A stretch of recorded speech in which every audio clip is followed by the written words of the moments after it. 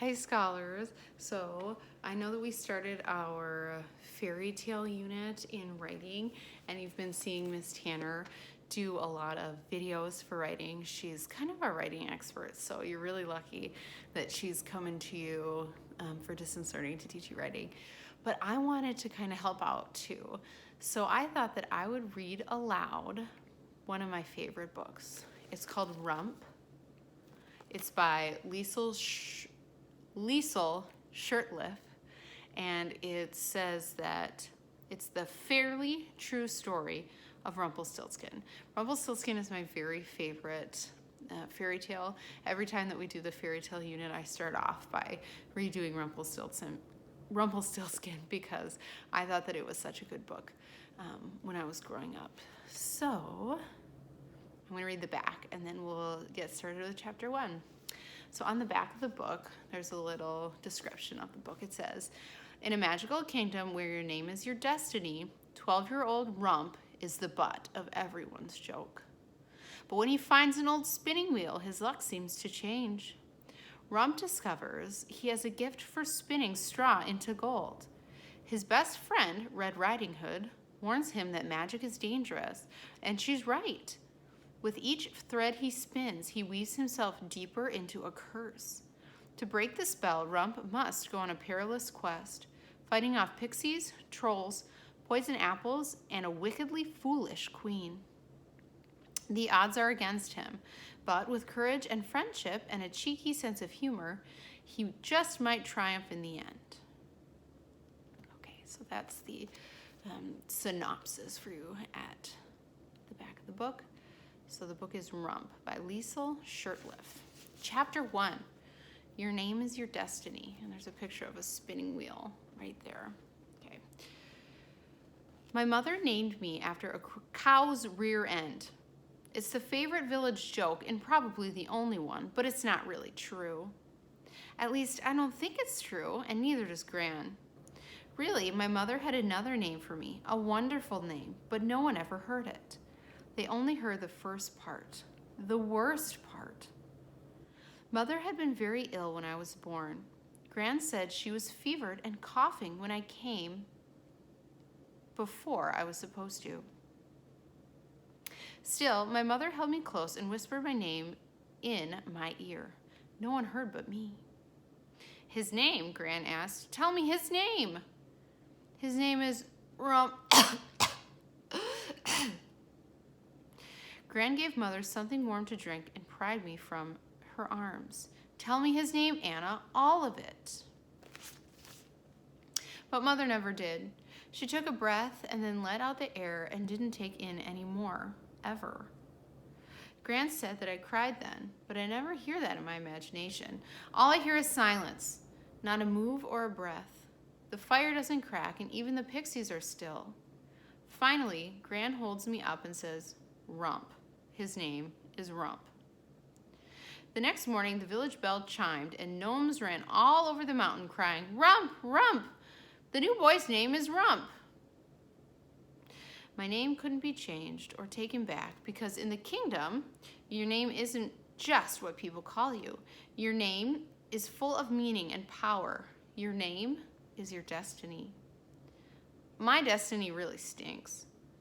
I stopped growing when I was 8, and I was small to begin with. The midwife, Gertrude, says I'm small because I only had the milk of a weak goat instead of a strong mother. But I know that really it's because of my name. You can't grow all the way if you don't have a whole name. I tried not to think about my destiny too much, but on my birthday, I always did. On my 12th birthday, I thought of nothing else. I sat in the mine, swirling mud around in a pan, searching for gold. We need gold, gold, gold. But all I saw was mud, mud, mud. The pickaxes beat out a rhythm that rang all over the mountain. It filled the air with thumps and bumps. In my head, the mountain was chanting, thump, thump, thump, bump, bump, bump, rump, rump, rump. At least it was a good rhyme. Thump, thump, thump, bump, bump, bump, rump, rump, rump. But, hey, but! I groaned as Frederick and his brother Bruno approached, with menacing grins on their faces. Frederick and Bruno were the miller's sons. They were close to my age, but so big, twice my size, and ugly as trolls. "Happy birthday, Butt. We have a present just for you." Frederick threw a clod of dirt at me. My stubby hands tried to block it, but it smashed right in my face, and I gagged at the smell. The clod of dirt was not dirt. "Now that's a gift worthy of your name," said Bruno. Other children howled with laughter. "Leave him alone," said a girl named Red. She glared at Frederick and Bruno, holding her shovel over her shoulder like a weapon. The other children stopped laughing. "Oh," said Frederick.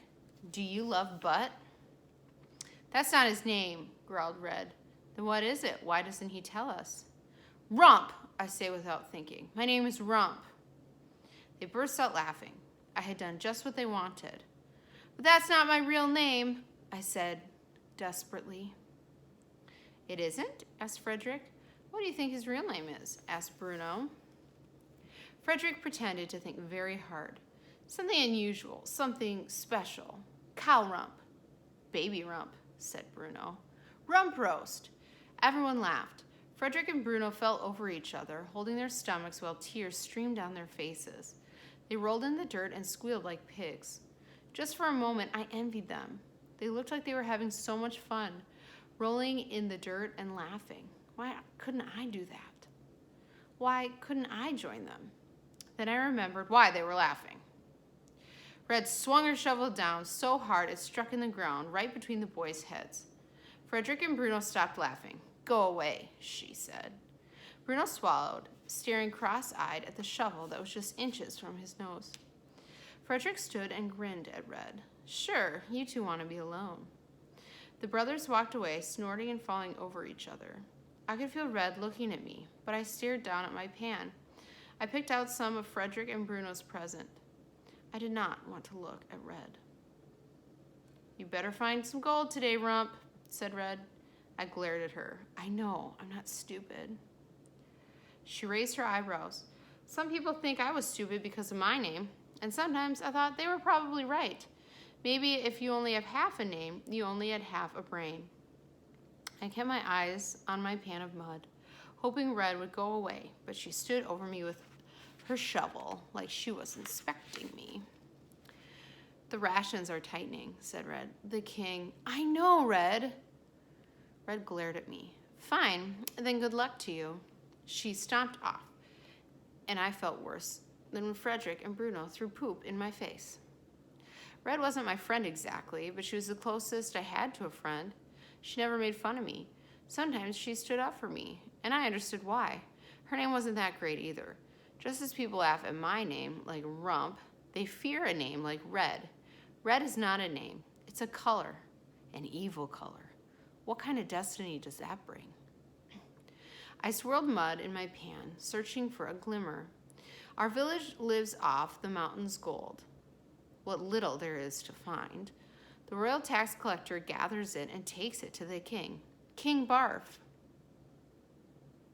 If King Barf is pleased with our gold, he sends us extra food for rations. If he's not pleased, we are extra hungry. King Barf isn't actually named King Barf.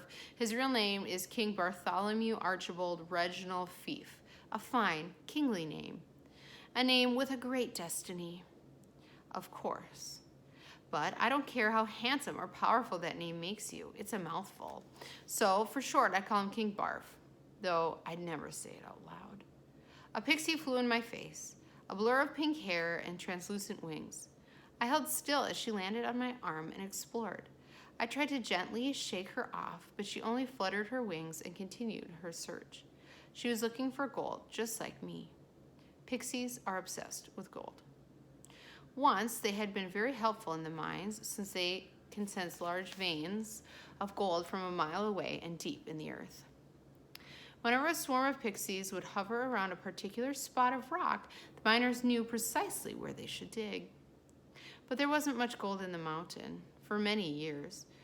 We find only small pebbles and specks. The pixies don't dance and chirp the way they used to.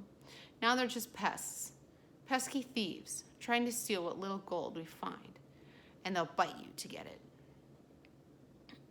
Pixies are no bigger than a finger, and they look sweet and delicate and harmless with their sparkly wings and colorful hair, but their bites hurt worse than bee stings and squirrel bites and poison ivy combined.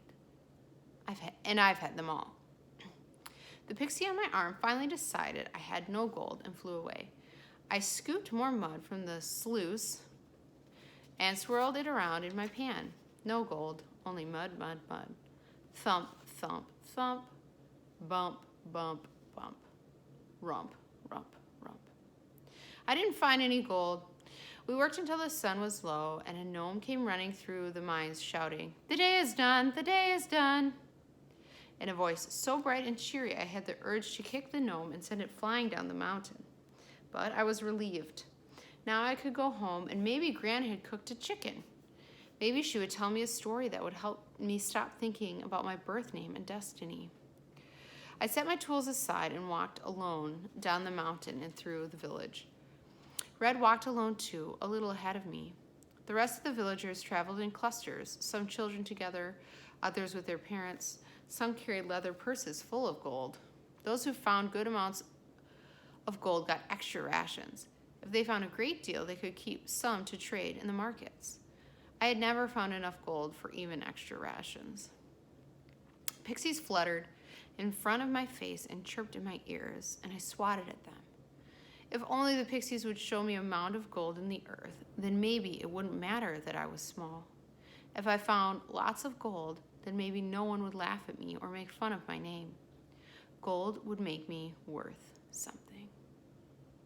So that's where we're gonna stop today, first graders. That was chapter 1, and I will bring you chapter 2 tomorrow. Have a great afternoon, and I'll see you tomorrow.